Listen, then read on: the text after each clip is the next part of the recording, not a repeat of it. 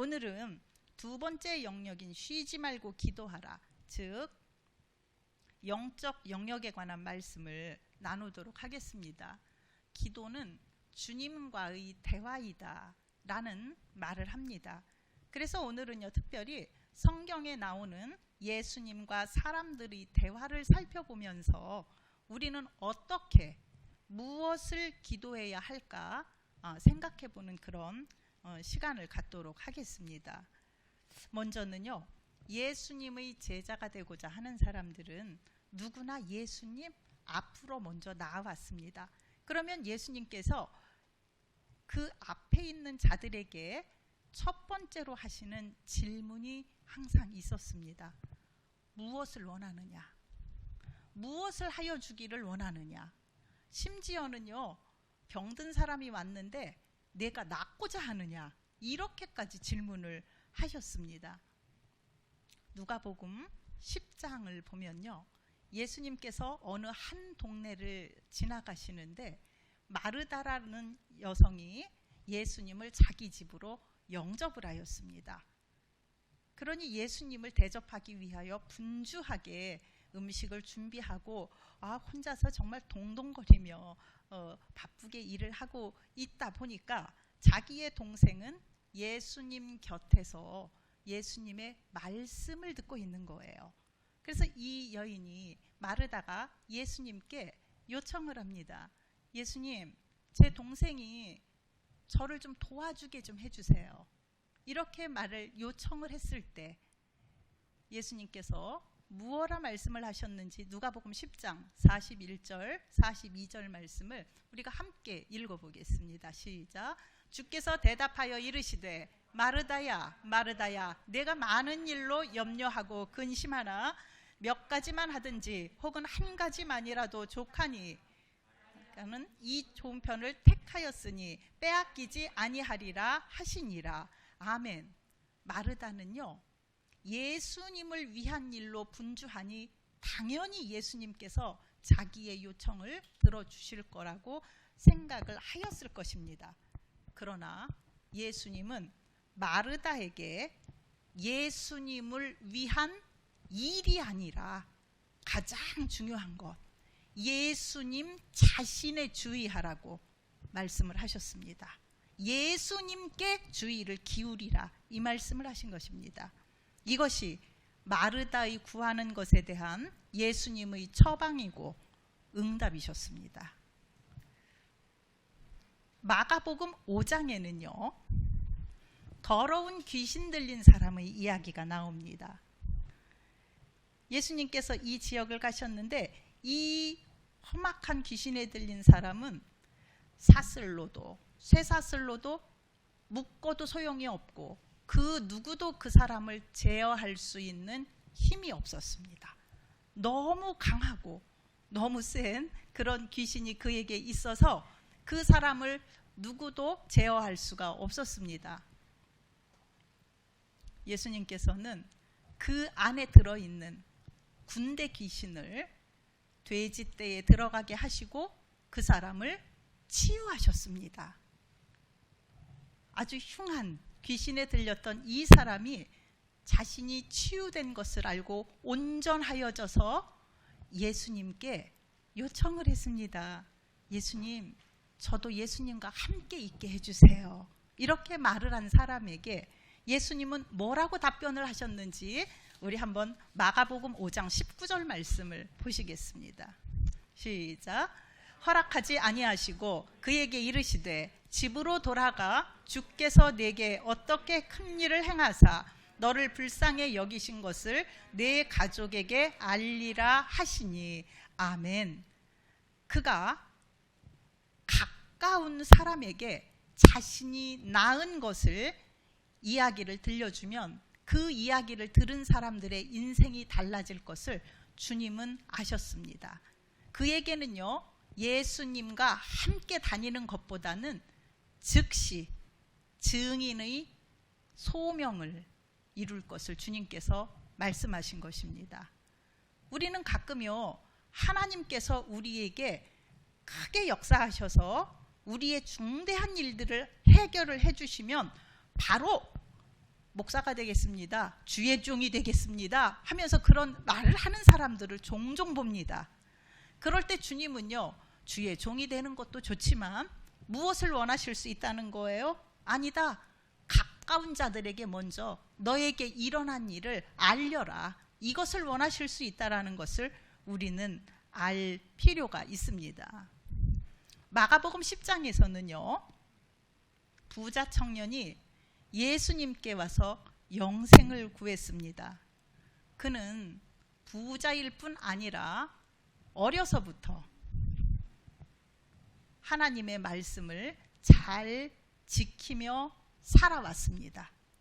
그러나 그에게 하나 영생에 대한 확신이 없었습니다.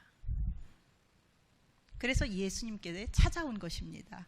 주님은 그에게 무엇라 말씀하셨는지 보십시오. 마가복음 10장 21절 말씀을 함께 읽어보시겠습니다. 예수께서 그를 보시고 사랑하사 이르시되 내게 아직도 한 가지 부족한 것이 있으니 가서 내게 있는 것을 다 팔아 가난한 자들에게 주라. 그리하면 하늘에서 보화가 내게 있으리라. 그리고 와서 나를 따르라 하시니. 아멘.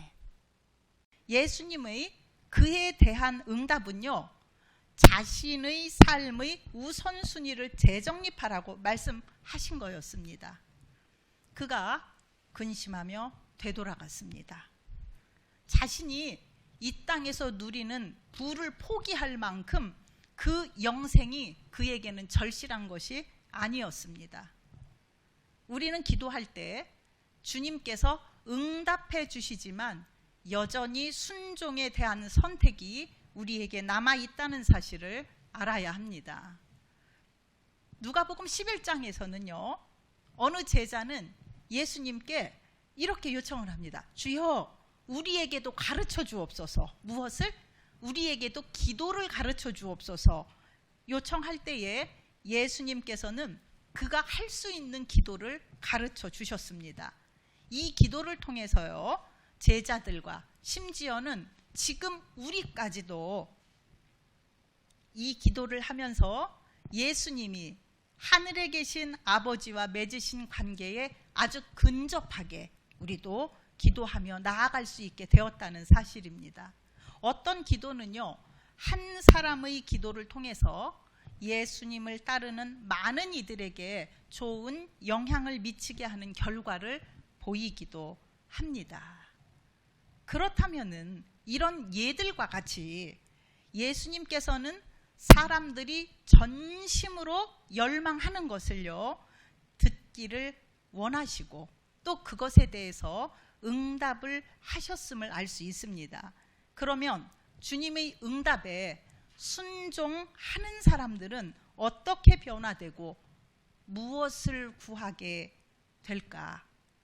한번 이 말씀을 우리는 깊이 생각해 볼 필요가 있습니다. 사람들이 예수님께 요청한 것은요, 위의 예들뿐만이 아니었습니다. 물을 달라, 또 병을 고쳐달라, 안식을 원한다, 영생을 얻고 싶다, 인정받기 원한다, 지위를 보장해달라, 이런 것들까지 있었습니다. 심지어는요, 그들이 잘못 알고 구하는 것까지도 이들의 현실에서 가장 절박한 것에 대한 표현이었음을 주님은 아셨습니다. 실제 이들은 예수님께 구한 것들 때문에 삶을 온전히 살아내지 못하고 채워지지 않는 목마름으로 예수님을 찾아온 것이고요, 오늘날 우리로서는 그래서 교회에 나오게 된 겁니다. 예수님께서는요, 바로 그 얘기에 귀를 기울여 주십니다.